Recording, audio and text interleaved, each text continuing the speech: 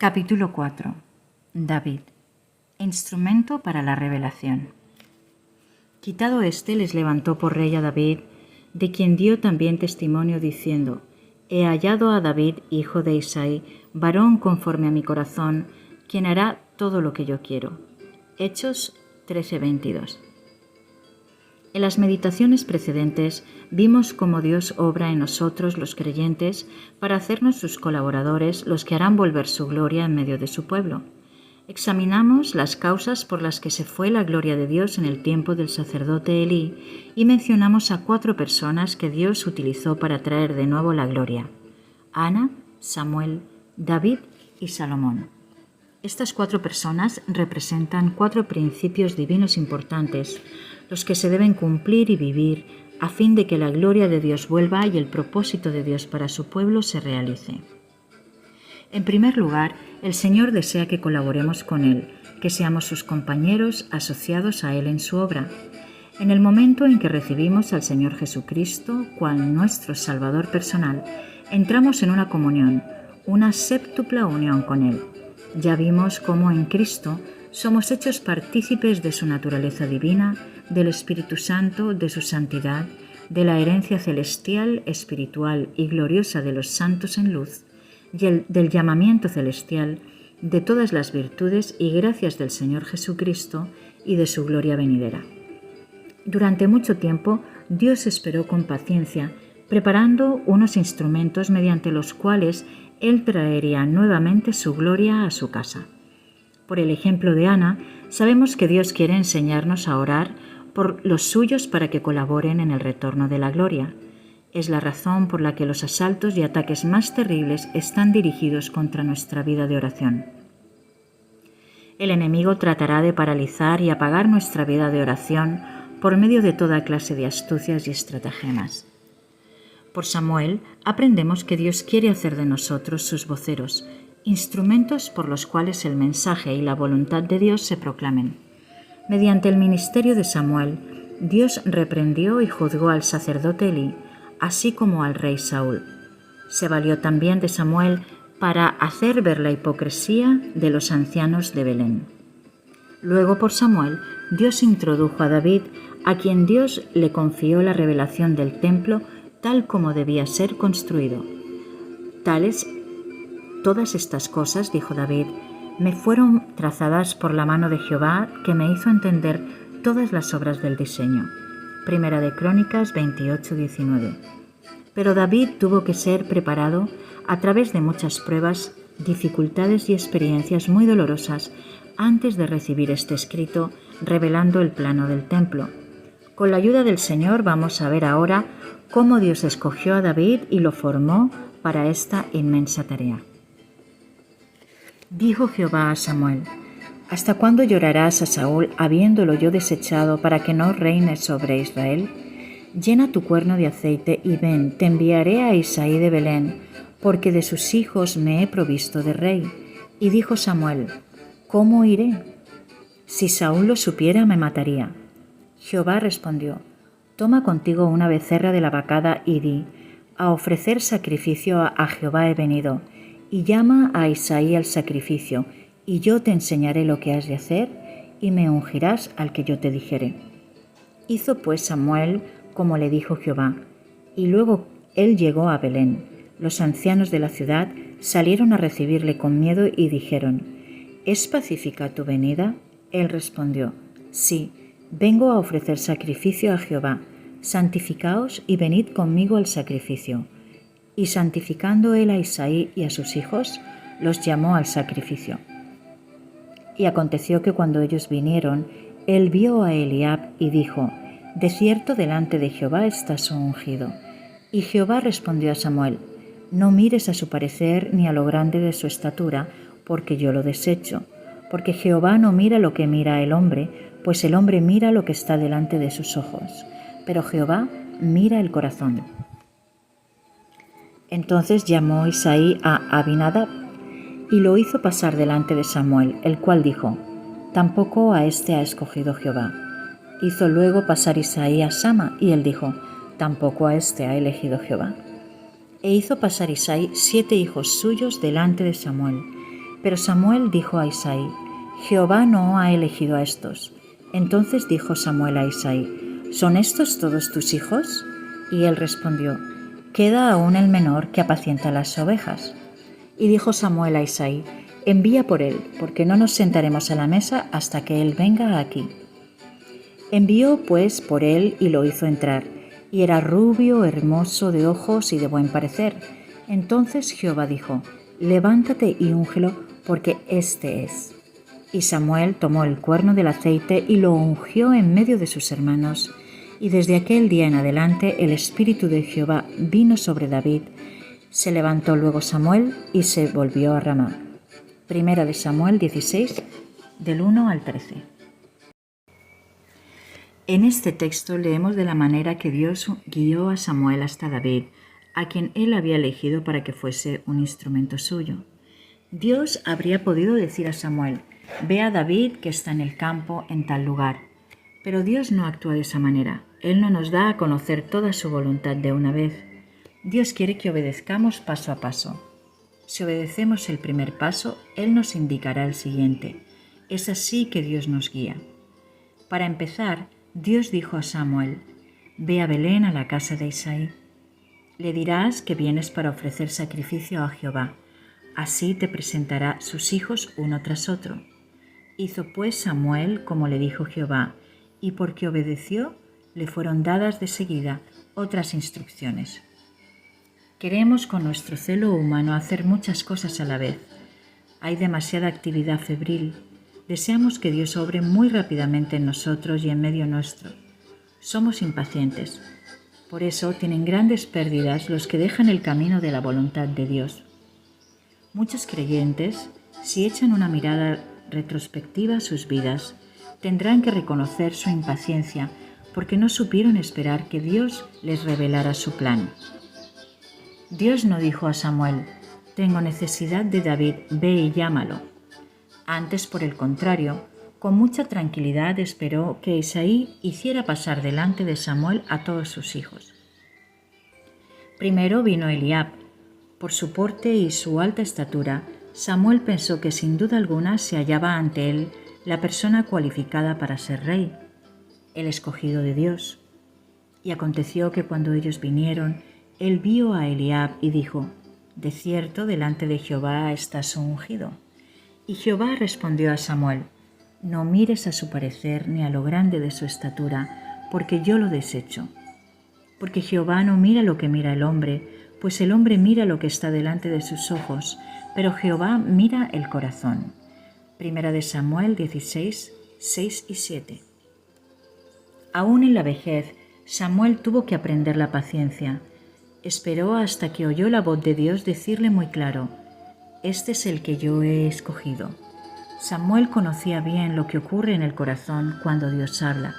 Sabía muy bien discernir la voz de Dios diciéndole en el fondo de su corazón: No es este, no es este. Este principio también se aplica a cada uno de nosotros. Si de veras queremos que el Señor nos utilice, tenemos que aprender a discernir la voz de Dios para estar perfectamente seguros de lo que Dios ordena o nos hace saber. Y dice en nuestros corazones: Dios quiere que nos esforcemos en cerciorarnos de que tal cosa y tal otra es bien su voluntad. En los capítulos siguientes vemos cuán dura y difícil fue la escuela por la que David tuvo que pasar al haber sido elegido. A propósito de David, Dios dice: Quitando éste, les levantó por rey a David, de quien dio testimonio también diciendo: He hallado a David, hijo de Isaí, varón conforme a mi voluntad, a mi corazón, quien hará todo lo que yo quiero. Hechos 13:22. Notad bien: quien hará todo lo que yo quiero. Antes que David recibiese de Dios la revelación y el escrito concernientes al templo, le fue necesario aprender durante un cierto tiempo a ser paciente, a discernir, conocer y comprender cuál es la voluntad de Dios. Hallé a David mi siervo, lo ungí con mi santa unción. Mi mano estará siempre con él, mi brazo también lo fortalecerá. Salmos 89 del 20 al 21. Con este objetivo escogió Dios a David por medio de Samuel, pero Dios tuvo primero que enseñar a uno y a otro la paciencia. Samuel, el poderoso y gran profeta de Dios, era ya un anciano en ese tiempo. Había acumulado muchas experiencias. Con todo, no podía depender de su razonamiento ni de sus propios medios para descubrir aquel que Dios había escogido. Los que estamos al servicio de Dios cometemos a menudo una falta grave al dejarnos dirigir y gobernar por las apariencias para elegir las personas que han de trabajar en la obra de Dios. Los pensamientos de Dios no son nuestros pensamientos, porque mis pensamientos no son vuestros pensamientos, ni vuestros caminos mis caminos, dijo Jehová. Como son más altos los cielos de la tierra, así son mis caminos más altos que vuestros caminos, y mis pensamientos más que vuestros pensamientos. Isaías 8:9. Pues mirad, hermanos, vuestra vocación, que no sois muchos sabios según la carne, ni muchos poderosos, ni muchos nobles, sino que lo necio del mundo escogió Dios para avergonzar a los sabios, y lo débil del mundo escogió Dios para avergonzar a lo fuerte, y lo vil del mundo y lo menospreciado escogió Dios, y lo que no es, para deshacer lo que es, a fin de que nadie se jacte en su presencia. Primera de Corintios 1 del 26 al 29. Cuando Dios guió a Samuel para designar a David, éste ya dejaba ver sus aptitudes y cualidades. Entonces uno de los criados respondió diciendo: He aquí yo he visto a un hijo de Isaí de Belén, que sabe tocar y es valiente y vigoroso y hombre de guerra, prudente en sus palabras y hermoso, y Jehová está con él. Primera de Samuel 16:18. Era la opinión general que se tenía de David en el momento en que Dios lo escogió.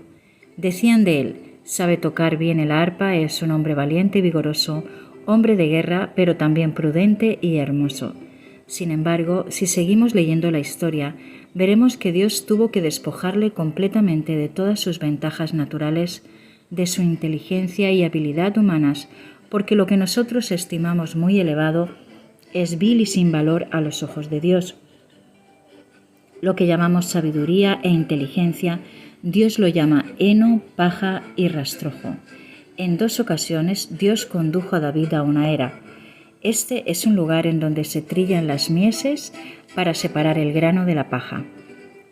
Entonces David tomó consejo de los capitanes de millares y de centenas y con todos los jefes, y dijo David a toda la asamblea de Israel: Si os parece bien y si es la voluntad de Jehová nuestro Dios, enviaremos a todas partes por nuestros hermanos que han quedado en todas las tierras de Israel, y por los sacerdotes y levitas que están con ellos en sus ciudades y ejidos, para que se reúnan con nosotros y traigamos el arca de nuestro Dios a nosotros, porque desde el tiempo de Saúl no hemos hecho caso de ella. Y dijo toda la asamblea que se hiciese así, porque la cosa parecía bien a todo el pueblo. Entonces David reunió a todo Israel desde Sior de Egipto hasta la entrada de Amad, para que trajesen el arca de Dios de Kiriat Jearim. Y subió David con todo Israel a Baala de Kiriat Jearim, que está en Judea, para pasar de allí el arca de Jehová Dios, que mora entre los querubines, sobre la cual su nombre es invocado. Y llevaron el arca de Dios de la casa de Abinadab en un carro nuevo, y Uza y Ahio guiaban el carro. Y David y todo Israel se regocijaban delante de Dios con todas sus fuerzas, con cánticos, arpas, salterios, tamboriles, címbalos y trompetas. Pero cuando llegaron a la era de Kidón, Uza extendió su mano al arca para sostenerla, porque los bueyes tropezaban, y el furor de Jehová se encendió contra Uza y lo hirió, porque había extendido su mano al arca, y murió allí delante de Dios. Y David tuvo pesar, porque Jehová había quebrantado a Uza, y por lo que llamó a aquel lugar Pérez Uza, hasta hoy. Y David temió a Dios aquel día y dijo: ¿Cómo he de traer a mi casa el arca de Dios? Y no trajo David el arca a su casa en la ciudad de David, sino que la llevó a casa de Obed-Edom geteo. Y el arca de Dios estuvo con la familia de Obed-Edom en su casa 3 meses. Y bendijo Jehová la casa de Obed-Edom y todo lo que tenía. Primera de Crónicas 13 del 1 al 14. Leemos aquí con cuánto celo quiso David traer el arca a la casa de Dios. Según la opinión general, David era un hombre de bien. Sin embargo, actuó a la inversa de la palabra de Dios, pues el arca solo podían llevarla los levitas. Unas barras de madera de acacia, recubiertas de oro, pasaban por los anillos de los lados del arca, y es por medio de esas barras apoyadas sobre los hombros de los levitas que se transportaba. Los filisteos, por su parte, emplearon anteriormente su propio método para devolverla a Israel. Estuvo el arca de Jehová en la tierra de los filisteos 7 meses. Entonces los filisteos, llamando a los sacerdotes y adivinos, preguntaron: ¿qué haremos del arca de Jehová? Hacednos saber de qué manera la hemos de volver a enviar a su lugar. Ellos dijeron: si enviáis el arca de Dios de Israel, no la enviéis vacía, sino pagadle la expiación. Entonces seréis sanos y conoceréis por qué no se apartó de vosotros su mano. Y ellos dijeron: ¿y qué será la expiación que le pagaremos? Ellos respondieron: conforme al número de los príncipes de los filisteos, 5 tumores de oro y 5 ratones de oro, porque una misma plaga ha afligido a todos vosotros y a vuestros príncipes. Haréis pues figuras de vuestros tumores y de vuestros ratones que destruyen la tierra, y daréis gloria al Dios de Israel.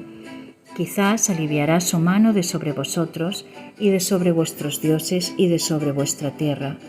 ¿Por qué endurecéis vuestros corazones como los egipcios, y Faraón endurecieron su corazón? Después que los había tratado así, ¿no los dejaron ir y se fueron? Haced pues ahora un carro nuevo y tomad luego 2 vacas que críen, a las cuales no haya sido puesto yugo, y uncid las vacas al carro, y haced volver sus becerros de detrás de ella a su casa. Tomaréis luego el arca de Jehová y la pondréis sobre el carro, y las joyas de oro que le habéis de pagar en ofrenda por la culpa.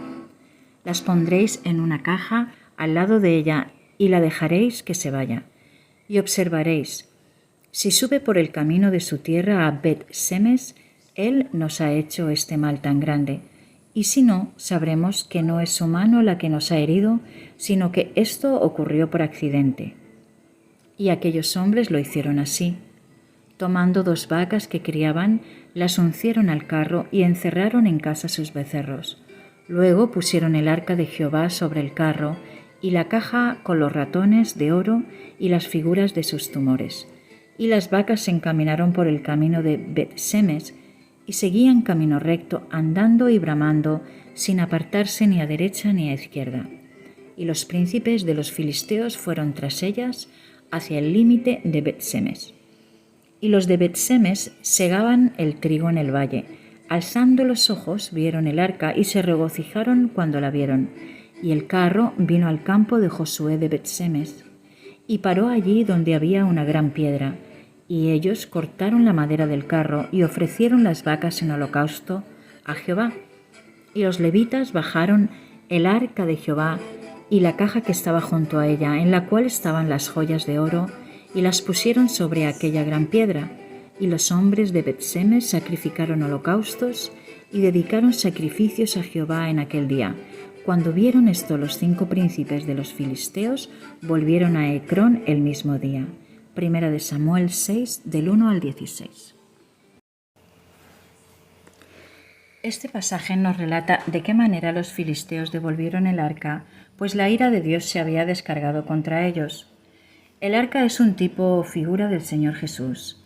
En Primera de Crónicas 13, observamos que para traer el arca a Jerusalén, David adoptó por desgracia el método de los filisteos. En vez de preguntar a los levitas, consultó con los capitanes y todos los jefes. Guiado por su celo, David instituyó un orden natural, encargando a una escolta militar que acompañara el arca. No se ajustó al orden divino, se rebajó pidiendo consejo militar. Se imaginaría sin duda que de esta manera se causaría mucha impresión en el pueblo. Y llevaron el arca de Dios de la casa de Abinadab en un carro nuevo. Y Uza y Ahío guiaban el carro. Y David y todo Israel se regocijaban delante de Dios con todas sus fuerzas, con cánticos, arpas, salterios, tamboriles, címbalos y trompetas. Era una gran procesión. Una escolta militar seguía al arca. Sin embargo, todo era contrario al orden divino. Ellos tenían la palabra de Dios para gobernarles, pero en su celo natural usaron métodos mundanos. Al llegar a la era de Kidón, Uza extendió su mano para sostener el arca, porque los bueyes tropezaban. Véase Primera de Crónicas 13:9. Según la palabra de Dios, nadie podía tocar el arca. La ira de Dios se encendió contra Uza porque había extendido su mano al arca y murió allí mismo. Este incidente se produjo en la era de Kidón. Allí Dios enseñó a David una lección muy importante, o sea, que no podemos traer nuestra sabiduría a la casa de Dios. Por eso hallamos tanta esterilidad en el pueblo de Dios, en la casa de Dios. Leemos luego en el capítulo 15 que David se arrepintió. Es entonces que Dios quitó la paja y el heno de la mente de David. Lo que nosotros llamamos sabiduría e inteligencia, para Dios es como paja. Según Dios, había entonces mucho desecho en el cerebro de David. Es igual en cuanto a nosotros. Por fuera somos muy inteligentes, pero nuestra cabeza está llena de desperdicios que llamamos sabiduría e inteligencia de este mundo. Dios tiene que emplear toda clase de medios para liberar nuestro cerebro de todo ese desecho. Con este fin, Dios permitió que durante muchos años Saúl persiguiera a David, pues tenía que aprender a caminar dirigido por la voluntad de Dios y a mantenerse en ella, en cada detalle de su vida. En Primera de Crónicas 13 leemos que David tomó consejo con los militares, pero ahora en el capítulo 15 vemos que consulta a los levitas. Vosotros, que sois los principales padres de las familias de los levitas, santificaos vosotros y vuestros hermanos, y pasad el arca de Jehová, Dios de Israel, al lugar que le he preparado, pues por no haberlo hecho así, vosotros la primera vez, Jehová nuestro Dios nos quebrantó, por cuanto no le buscamos según su ordenanza. Primera de Crónicas 15, del 11 al 13. David dice, por cuanto no le buscamos según su ordenanza. Había aprendido esta importante lección, a saber, que nuestro propio celo, nuestra inteligencia y habilidad naturales, lo mismo que en nuestras actividades, no traen más que la muerte en la obra de Dios. Por esa razón, Dios tuvo que obrar tan severamente con respecto a David.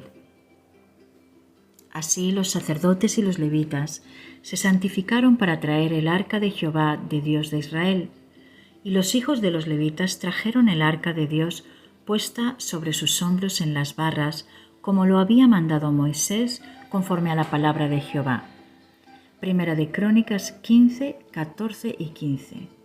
En lo sucedido, el arca se llevaría de ese modo, conforme al orden que Dios había establecido, y cuando se respeta el orden divino, la alegría se hace patente en todas partes. Véase Primera de Crónicas 15, del 25 al 28. Examinemos ahora la segunda vez que Dios llevó a David a una era. Dios había ordenado que no se hiciera el censo del pueblo de Israel, porque para combatir al enemigo no debían confiarse en su propia fuerza ni en la importancia de su armamento. David sabía muy bien que no era por sus fuerzas ni por sus propios medios que podía vencer a los enemigos. Cuando tuvo que afrontar a Goliat el filisteo, él mismo testificó diciendo: «Y sabrá toda esta congregación que Jehová no salva con espada y con lanza, porque de Jehová es la batalla, y él os entregará en nuestras manos». Primera de Samuel 17, 47. En efecto, fue por el poder divino que se logró esta victoria y no por la fuerza de David. No obstante, después de tantos años, David tuvo la tentación de hacer el censo del pueblo para conocer el número exacto de gente de guerra con la que podía contar en el país. Encargó entonces esta misión a Joab, y dijo el rey a Joab, general del ejército que estaba con él: recorre ahora todas las tribus de Israel desde Dan hasta Berseba, y haz un censo del pueblo para que yo sepa el número de la gente. Joab respondió al rey: añada Jehová tu Dios al pueblo 100 veces más tanto como son, y que lo vea mi señor el rey. Mas, ¿por qué se complace en esto mi señor el rey? Pero la palabra del rey prevaleció sobre Joab y sobre los capitanes del ejército. Salió pues Joab con los capitanes del ejército de delante del rey para hacer el censo del pueblo de Israel. Segunda de Samuel 24, del 2 al 4. Resultó que la ira de Dios se encendió contra ellos, y 70,000 hombres perecieron ese día.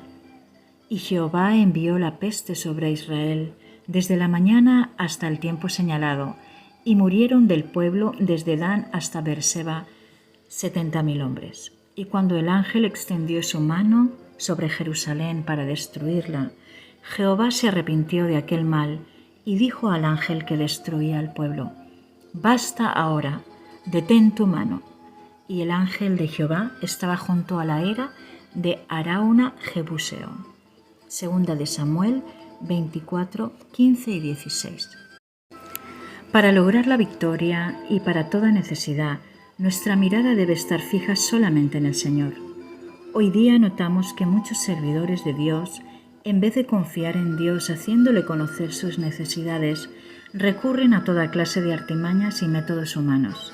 Se sirven de fotos, de publicidad y de zapatos rotos para causar impresión. En la India tenemos unas vacas que no dan fácilmente su leche. Se ha de apelar a especialistas para ordeñarlas, porque si otras personas se acercan, darán coces.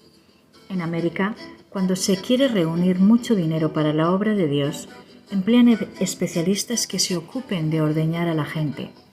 No dependen de Dios a fin de obtener los fondos necesarios para su obra. Se usa también toda clase de medios humanos, terrestres y mundanos para atraer la gente a las reuniones. Estos procedimientos no son escriturarios. No utilicen la palabra de Dios ni los métodos de Dios para ejercer su ministerio. Es porque sus mentes están llenas de desecho, es decir, de paja, heno y rastrojo.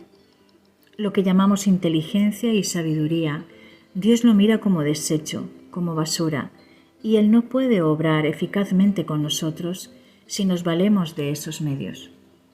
Hemos de mirar a Él solamente. Él satisfará nuestras necesidades. Esa fue la primera lección que el Señor me enseñó hace 46 años, cuando me di a su servicio. Me recomendó que no hiciese alusión alguna a nadie en cualquier país que me encontrara acerca de las necesidades de la obra de Dios o de las mías propias. Durante todos esos años nunca hicimos un llamamiento ni enviamos circulares pidiendo dinero. Ningún medio hemos usado con este fin.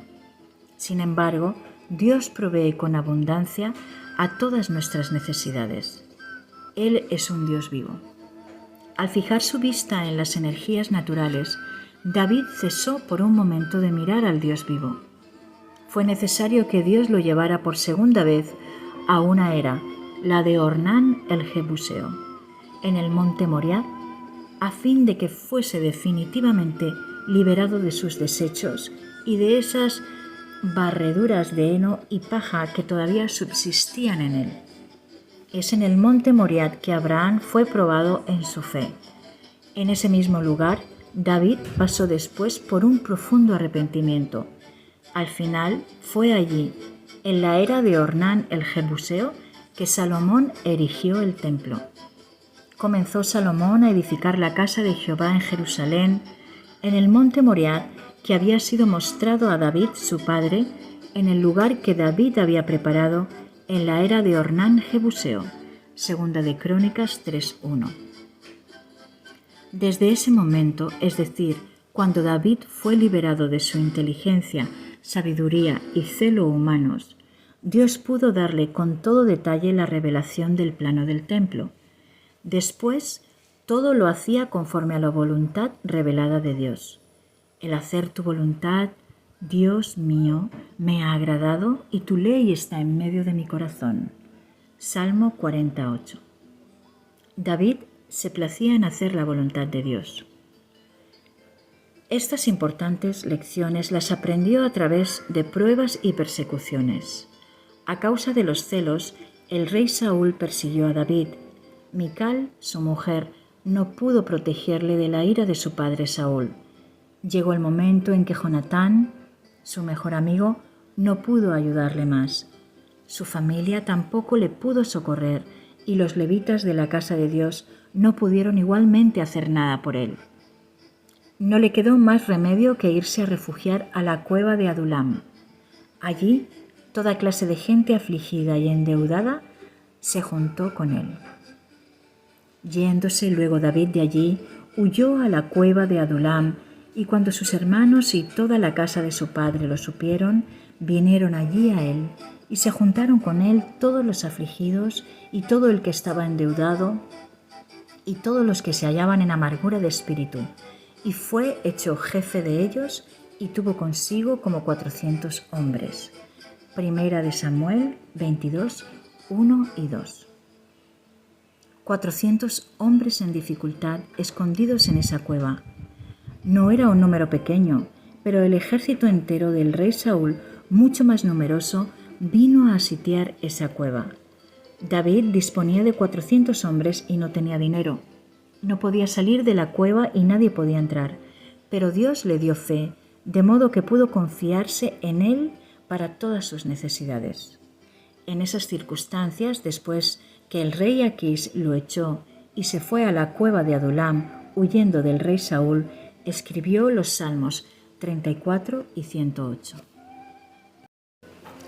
Bendeciré a Jehová en todo tiempo, su alabanza estará de continuo en mi boca. En Jehová se gloriará mi alma, lo oirán los mansos y se alegrarán. Engrandeced a Jehová conmigo y exaltemos aún a su nombre. Busqué a Jehová y él me oyó y me libró de todos mis temores. Los que miraron a él fueron alumbrados y sus rostros no fueron avergonzados. Este pobre clamó y le oyó Jehová y lo libró de todas sus angustias. El ángel de Jehová acampa alrededor de los que le temen y los defiende. Gustad y ved que es bueno Jehová. Dichoso el hombre que confía en él. Temed a Jehová a vosotros sus santos, pues nada falta a los que le temen. Salmo 34 del 1 al 9. En ese momento era su experiencia personal. Imagínense 400 hombres hambrientos en una cueva cercada por el ejército enemigo. Todos los que habían venido junto a David eran pobres, no tenían nada. Sin embargo, en esa cueva, día tras día, Dios proveía a todas sus necesidades de una manera o de otra.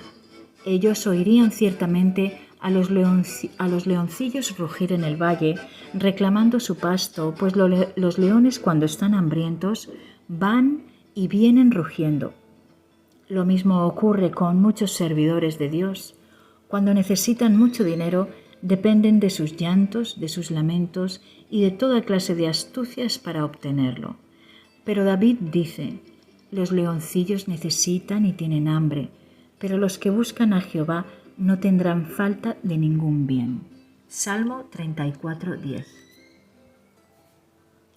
¿Cómo comenzaban ellos el día en esa cueva? Allí no tenían comida ni había nada, ni almacén ni supermercado. Pero por fe empezaban el día con alabanza. Mi corazón está dispuesto, oh Dios, cantaré y entonaré salmos. Esta es mi gloria. Despiértate, salterio y arpa. Despertaré al alba. Te alabaré, oh Jehová, entre los pueblos. A ti cantaré salmos entre las naciones. Porque más grande que los cielos es tu misericordia, y hasta los cielos tu verdad. Exaltado seas sobre los cielos, oh Dios, y sobre toda la tierra sea enaltecida tu gloria. Salmo 108, 1 y 5. Cada mañana, en vez de murmurar, se ponían a tocar instrumentos musicales y de inmediato, tal vez por medio de los ángeles, Dios proveía. Debían encomendarse a Dios para todo. Mientras cantaban, su fe se fortalecía. David comprendió que debía conocer cuál era la voluntad de Dios en todas las cosas. Con la ayuda del sacerdote que estaba con él, se sirvió del efod, como leemos en el siguiente pasaje. Dieron aviso a David diciendo: «He aquí que los filisteos combaten a Keila y roban las eras». Y David consultó a Jehová diciendo: ¿iré a atacar a estos filisteos? Y Jehová respondió a David: «Ve, ataca a los filisteos y libra a Keila». Pero los que estaban con David le dijeron: «He aquí que nosotros, aquí en Judá, estamos con miedo. ¿Cuánto más si fuéramos a Keila contra el ejército de los filisteos?» Entonces David volvió a consultar a Jehová. Y Jehová le respondió y dijo: «Levántate, desciende a Keila, pues yo entregaré en tus manos a los filisteos». Fue pues David con sus hombres a Keila y peleó contra los filisteos y llevó sus ganados y les causó una gran derrota, y libró David a los de Keila. Y aconteció que cuando Abiatar, hijo de Ahimelech, huyó siguiendo a David a Keila, descendió con el efod en su mano, y fue dado aviso a Saúl que David había venido a Keila. Entonces dijo Saúl: «Dios lo ha entregado en mi mano, pues se ha encerrado entrando en ciudad con puertas y cerraduras». Y convocó Saúl a todo el pueblo a la batalla para descender a Keila y poner sitio a David y a sus hombres. Mas entendiendo David que Saúl ideaba el mal contra él, dijo a Abiatar sacerdote: «Trae el efod». Y dijo David: «Jehová, Dios de Israel, tu siervo tiene entendido que Saúl trata de venir contra Keila a destruir la ciudad por causa mía. ¿Me entregarán los vecinos de Keila en sus manos? ¿Descenderá Saúl como ha oído tu siervo? Jehová, Dios de Israel, te ruego que lo declares a tu siervo». Y Jehová dijo: «Sí, descenderá».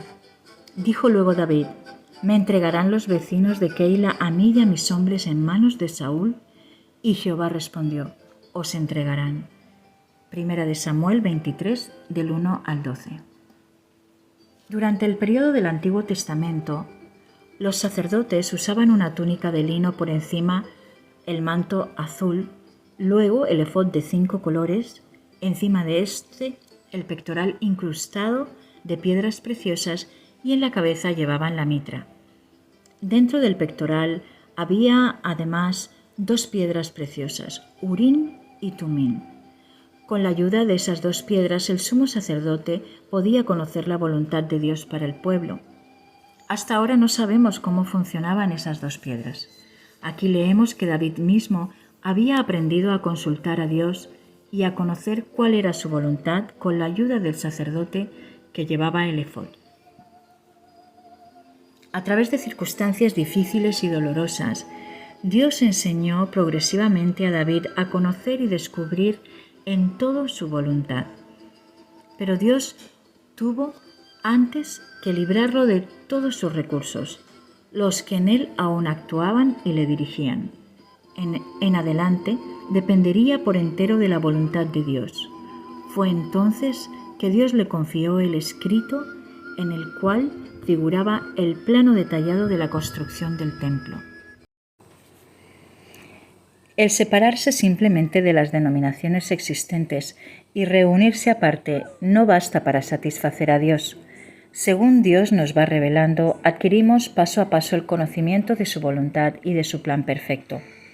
Entonces podremos ejecutar todas las cosas en perfecta armonía y en conformidad con el plan de Dios para nuestra vida personal, nuestro ministerio, el culto del domingo y para todas las actividades. David tuvo, pues, que aprender cómo entrar en el plan de Dios y ajustarse a él en todos los pormenores de la vida diaria. Esto presupone una obediencia de todo corazón a la voluntad de Dios y a su palabra. Esta misma lección enseñó el Señor a sus discípulos antes de subir al cielo. Después de esto, Jesús se manifestó otra vez a sus discípulos junto al mar de Tiberias, y se manifestó de esta manera. Estaban juntos Simón Pedro, Tomás llamado el Dídimo, Natanael el de Canaá de Galilea, los hijos de Zebedeo y otros 2 de sus discípulos. Simón Pedro les dijo: «Voy a pescar». Ellos le dijeron: «Vamos nosotros también contigo». Fueron y entraron en una barca, y aquella noche no pescaron nada. Cuando ya iba amaneciendo, se presentó Jesús en la playa, mas los discípulos no sabían que era Jesús, y les dijo: «Hijitos, ¿tenéis algo de comer?». Le respondieron: «No». Él les dijo: «Echad la red a la derecha de la barca y hallaréis». Entonces la echaron y ya no la podían sacar por la grande cantidad de peces. Entonces aquel discípulo a quien Jesús amaba dijo a Pedro: «Es el Señor». Simón Pedro, cuando oyó que era el Señor, se ciñó la ropa, porque se había despojado de ella, y se echó al mar. Y los otros discípulos vinieron con la barca arrastrando la red de peces, pues no distaban de tierra sino como 200 codos. Al descender a tierra, vieron brasas puestas y un pez encima de ellas y pan. Jesús les dijo: «Traed de los peces que acabáis de pescar». Subió Simón Pedro y sacó la red a tierra llena de grandes peces, 153, y aun siendo tantos, la red no se rompió. Les dijo Jesús: «Venid, comed».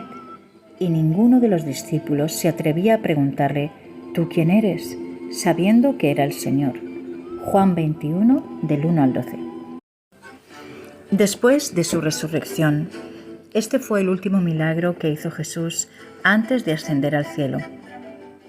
Por este milagro, el Señor quiso enseñar a los discípulos cómo servirle eficazmente. Ellos eran pescadores de mucha experiencia. Desde la niñez habían ejercido este oficio. Sin embargo, no habían pescado nada en toda la noche. El Señor les mostraba que si dependían de sus capacidades, de su habilidad y propia cualificación, no pescarían nada. Les dijo entonces que echaran la red a la derecha de la barca. Sucedió que pescaron 153 peces grandes. Nos hacemos fecundos y fructuosos cuando entramos en el plan de Dios en todos los detalles. Ante todo, hemos de aprender la obediencia. Cuando el Señor Jesucristo se les apareció en la playa, su primera pregunta fue: «Hijitos, ¿tenéis algo de comer?». Le respondieron: «No». Confesaron espontáneamente su esterilidad y fracaso. A continuación vino la primera orden: «Echad la red a la derecha». Ellos obedecieron. La segunda orden fue: «Pescados, soy vuestro creador, obedecedme». Estos, cumpliendo la orden, se pusieron en movimiento. Los pescados no viven solitarios, siempre van juntos de todos los tamaños. El Señor dio entonces su tercera orden: «Solo quiero los peces grandes, de buen tamaño. Los pequeños, marchaos». Y obedeciendo, se fueron. Se adelantaron únicamente los grandes. Cuarta orden: «Peces, avanzar en fila india». Al mandato del Señor, vinieron bien ordenados y a pesar del gran número, la red no se rompió. De venir juntos desordenadamente, quizás los 153 peces grandes se hubieran atropellado o peleado para entrar y la red se habría roto. Por esta razón, el Señor les mandó: «Venid uno tras otro sin reñir». Tendremos asimismo fruto si andamos según el orden divino. Enseguida llevaron los peces a la playa, donde hallaron 3 cosas: brasas encendidas, pescado y pan. El pescado no venía del mercado ni el pan del panadero. El Señor, con sus propias manos, había preparado brasas, pescado y pan. Él no tenía necesidad de ir al comerciante para procurarse alimento. Con sus manos horadadas por los clavos, les había preparado la comida. Así, Él les garantizaba que si le obedecían, Él mismo satisfaría todas sus necesidades. Es inútil estar ansiosos o angustiados, porque Él es un Salvador lleno de amor y un Salvador vivo. obedeciéndole de manera incondicional y confiando en Él de todo corazón, veremos nuestras necesidades satisfechas. Viviendo pues en su divino plan perfecto, tanto en el terrenal individual como en el familiar y corporativo, podremos llevar mucho fruto. Por eso Dios necesita instrumentos como David, instrumentos que sepan vivir en perfecta armonía con el plan divino. Que el Señor nos ayude para que seamos instrumentos, vasijas como David, dispuestos a hacer toda su voluntad según su plan celestial.